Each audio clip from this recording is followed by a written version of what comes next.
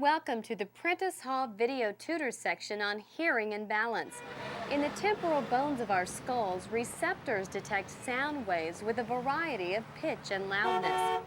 Also housed in our temporal bones are the receptor complexes that help us maintain our equilibrium.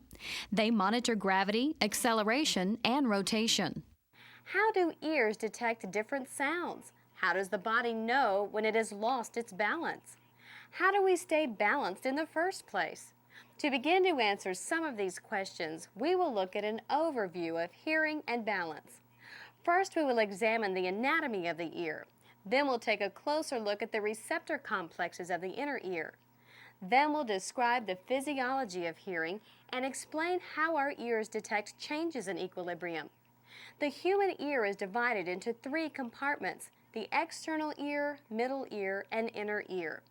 The external ear is the auricle, or pinna, a cartilage-supported fleshy flap that helps to funnel sound waves into the external auditory canal. Sound waves travel down this canal to the tympanic membrane, a thin sheet of connective tissue also known as the eardrum. When sound waves strike the tympanic membrane, it vibrates. The mechanical energy of the sound waves is converted into the mechanical energy of eardrum vibration.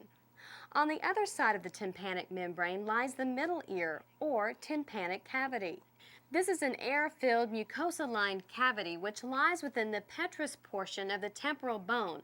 The middle ear is flanked laterally by the eardrum and medially by a bony wall with two membrane-covered openings, the oval window and the round window. Running from the middle ear to the nasal pharynx is the eustachian or pharyngotympanic tube. The tube allows air pressure in the middle ear to equalize with air pressure in the atmosphere. Medial to the middle ear is the inner ear, which contains the spiral-shaped cochlea, where sound waves are transduced into neural signals, and the vestibular complex, which contains the receptors for our sense of equilibrium. These sensory organs of the inner ear lie within the so-called membranous labyrinth, which is visible here as a blue tube within the cochlea. Surrounding and protecting the membranous labyrinth is the bony labyrinth. Note that within the cochlea, the membranous labyrinth is known as the cochlear duct, and the bony labyrinth is known as the bony cochlea. Between the bony and membranous labyrinths flows the perilymph. Within the membranous labyrinth is fluid called endolymph. What is the purpose of the eustachian or pharyngotympanic tube?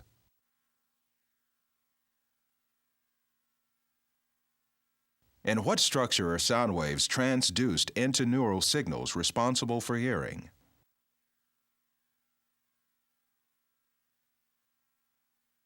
What is another name for the membranous labyrinth portion of the cochlea?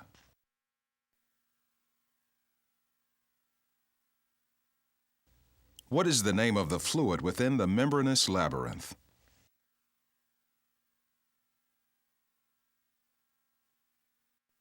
Welcome back.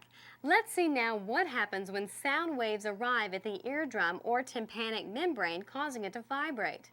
When the tympanic membrane vibrates, the chain of three tiny middle ear bones moves: the malleus, incus, and stapes, or hammer, anvil, and stirrup. Together are called the auditory ossicles. The arrangement of these bones forms a lever system that amplifies the energy of the sound waves before it reaches the cochlea. Notice that the stapes fits into the membrane-covered oval window at the base of the cochlea, here shown in orange. Within the bony cochlea is the cochlear duct, here in blue. Alongside the cochlear duct are the vestibular duct and the tympanic duct. When the stapes pushes against the oval window, pressure waves in the perilymph travel up the spiral through the vestibular duct and back down in the tympanic duct. Pressure is relieved when the wave reaches the round window. Now let's look at a cross-section of cochlear duct and see what happens to the specialized receptor cells in it as they are struck by the pressure waves in the perilymph.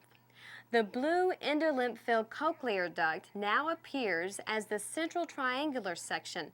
The vestibular duct and tympanic ducts, both containing perilymph, are on either side of it. Sitting on the basilar membrane of the cochlear duct are hair cells of the organ of Corti. Above the hair cells is the tectorial membrane. When the basilar membrane is moved by pressure waves in the perilymph, hair cells are pressed against the tectorial membrane and their stereocilia are distorted. The distortion generates a signal that travels through the cochlear branch of the vestibulocochlear nerve to the brain, where the signal is ultimately interpreted as a sound. Stop and assess your understanding of the concepts just presented by answering the following 3 concept check questions. What is the name of the cochlear structure in which receptor hair cells for hearing are located?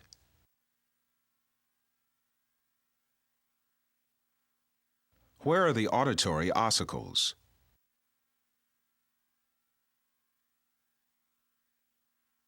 Which membrane is distorted by pressure waves in the vestibular duct?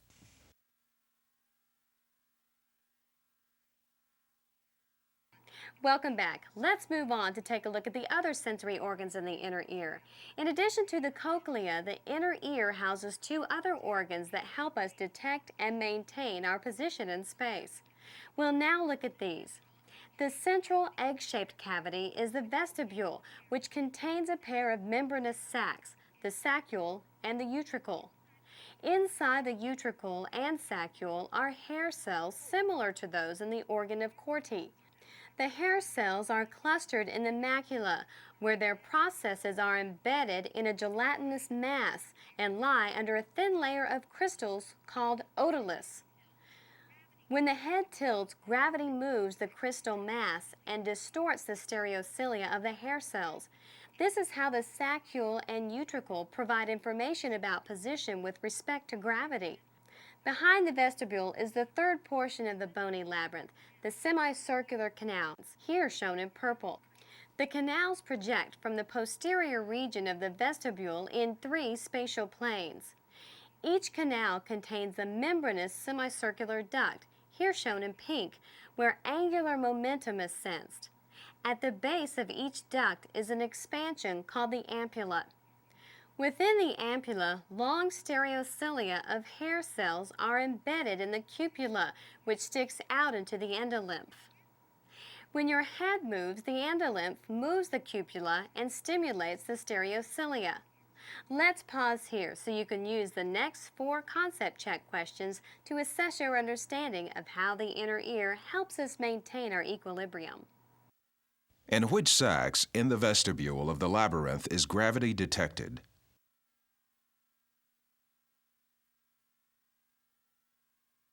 What fluid is in the semicircular ducts?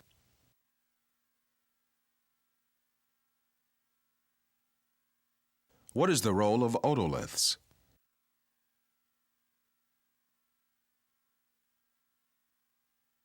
Where are the hair cells of the semicircular canals located?